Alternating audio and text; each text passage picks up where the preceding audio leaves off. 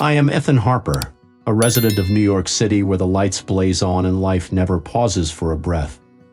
At first glance, my life may appear picture perfect. A steady job, a loving family, and a devoted wife of 15 years.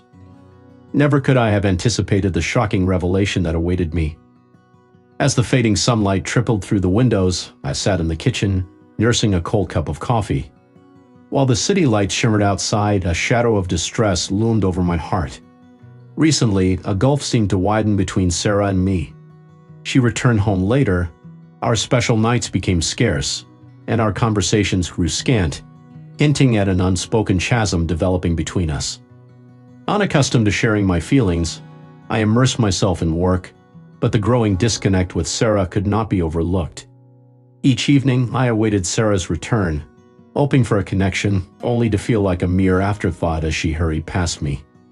Understanding the toll of her demanding job, I empathized with her exhaustion. Yet this time, things felt different. Something didn't feel right, a strange sensation in the air that I couldn't quite pinpoint. Then the truth dawned on me, plain yet cruel. Sarah arrived home. She walked in, silent and indifferent, starting to undress as if I were invisible. I sat there in silence, the unease building up within me. It was one of those days when I couldn't ignore it any longer.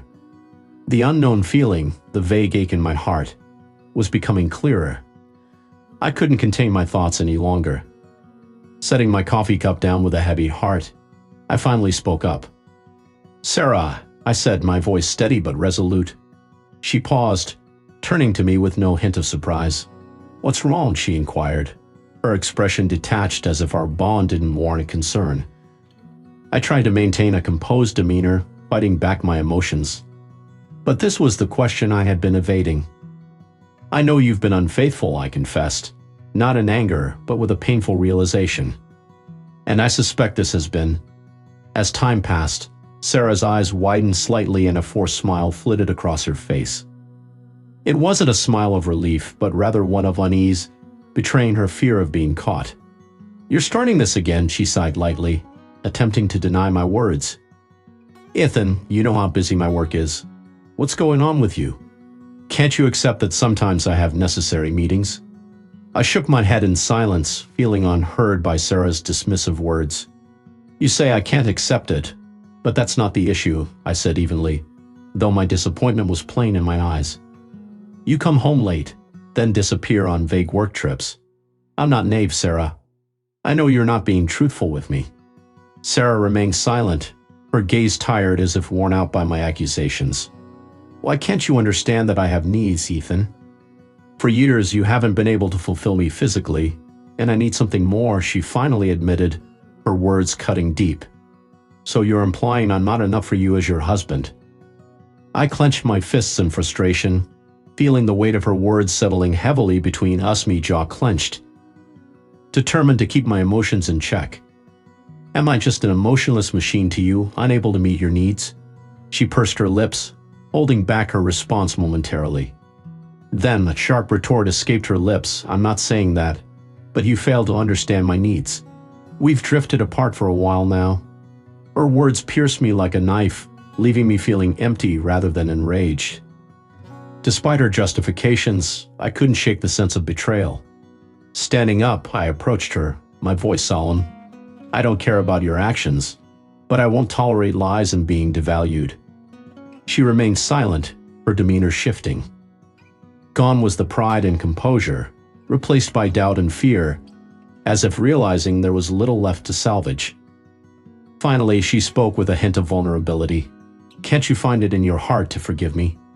I gazed at her, feeling a pang of sadness, but I knew deep down that forgiveness wasn't an option. "Sarah, you can't keep causing me pain. Do you really expect me to forgive you? You made your choice, and now it's time for me to make mine." Sarah stood frozen in the living room, her eyes reflecting a mixture of fear and regret. My words had not just revealed the truth, but signified an inevitable end she could no longer avoid. I no longer remained the patient and forgiving man she once knew. The months of enduring pain and betrayal had taken their toll on me. As she hesitantly approached me without meeting my gaze, I saw the remnants of her attempts to justify her actions. Yet I no longer had the patience for her excuses or the inclination for sweet words and unconditional forgiveness. "I'm exhausted," I uttered with a heavy heart. "Tired of being on the sidelines, watching you live your life while mine remains stagnant." Sarah stood in silence, tears welling up in her eyes, filled with a sense of remorse. But was it too late to salvage what remained of our relationship? That was a question I needed to answer. He decided to stop giving her any more opportunities to explain herself. "Do you understand how I feel?" I inquired, moving closer without taking my eyes off her. "Do you think I don't feel anything when I see you with other men? When I suffer alone? I am your husband, yet I am not treated with any respect." Sarah swallowed nervously and turned away, seeming to search for words to fix the situation. But it was already too late. "It feels awful, doesn't it?" I pressed on, my voice tinged with bitterness. "I have endured, been patient. But what about you? You show me no respect, treat me as if I am insignificant in your life."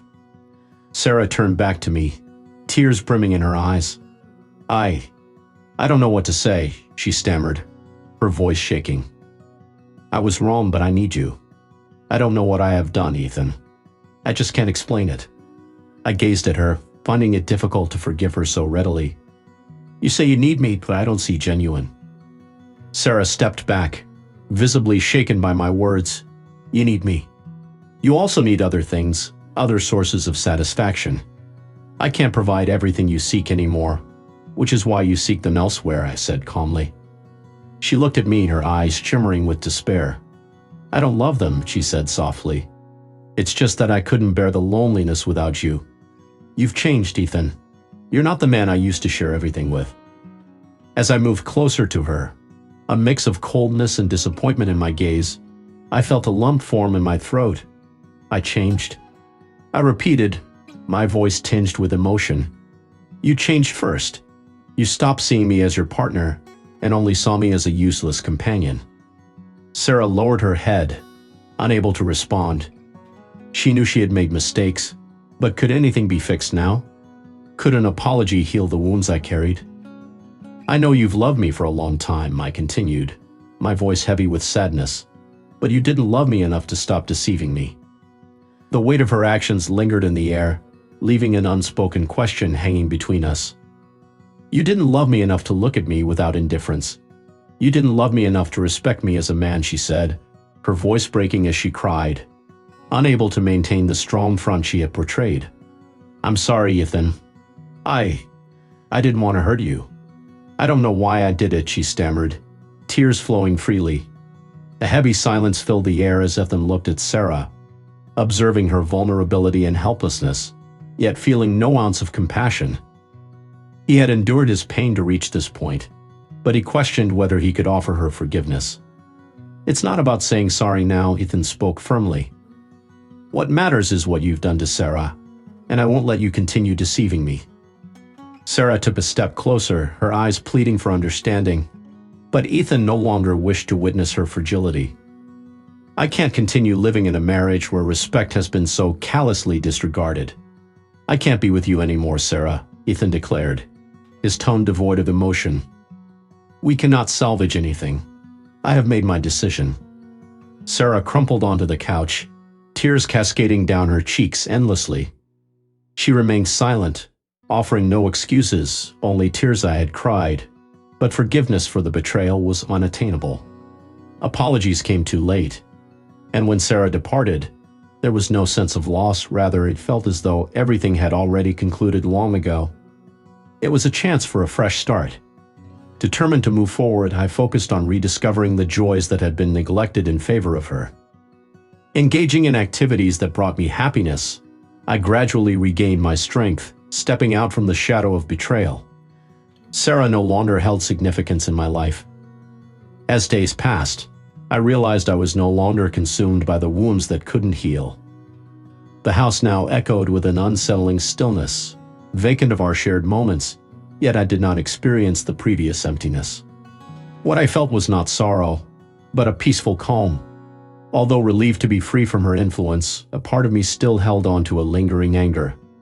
Unwilling to acknowledge its resentment consumed me as thoughts of the betrayal I had endured weighed heavily on my mind.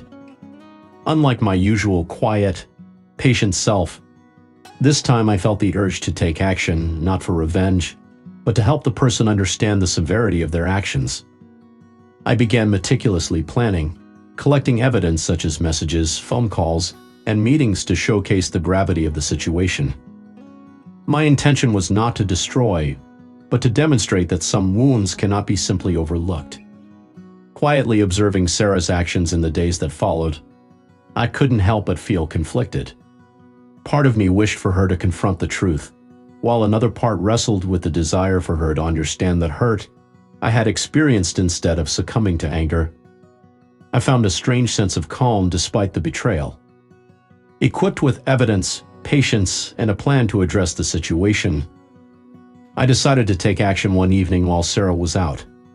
Hiding in the shadows, I discreetly followed her to her rendezvous spot, observing her actions with a mixture of detachment and inner turmoil. The anticipation of confrontation loomed over me, signaling a shift away from resentment towards resolution. When Sarah returned home that night, I was prepared. No longer willing to ignore the truth, I confronted her as she walked in, her expression a mix of surprise and unease. Standing before her, I refused to let her evade the truth any longer. Amidst the tension, she stuttered my name, acknowledging her unexpected return. I spoke quietly but with a hint of frost in my voice. "I'm aware of your actions and where you've been," I said. Sarah froze in place, her eyes widening in disbelief at my words.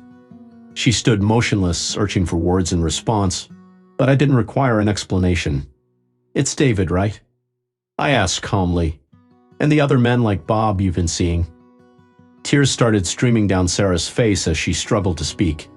"I'm sorry," she choked out, her voice cracking. "I've made a mistake. Please don't do this. I still love you." My response was filled with disdain. "Love?" I scoffed. "Loving me while betraying our trust, making me feel inadequate. You expect forgiveness?" Despite her pleading gaze drawing near, I was resolute. "There is no more room for deceit, Sarah," I stated icily. "I've tolerated enough, and now the consequences must be faced." Standing there silently, her eyes filled with regret, she remained wordless as I spoke firmly, expressing my decision to no longer dwell in the pain of the past. I assured her that further explanations were unnecessary as I was already aware of everything. With resolve in my voice, I proceeded to reveal what I knew by opening my laptop and playing a video. Sarah's reaction was palpable as she watched the evidence of her betrayal unfold on the screen, causing her to visibly shudder in realization.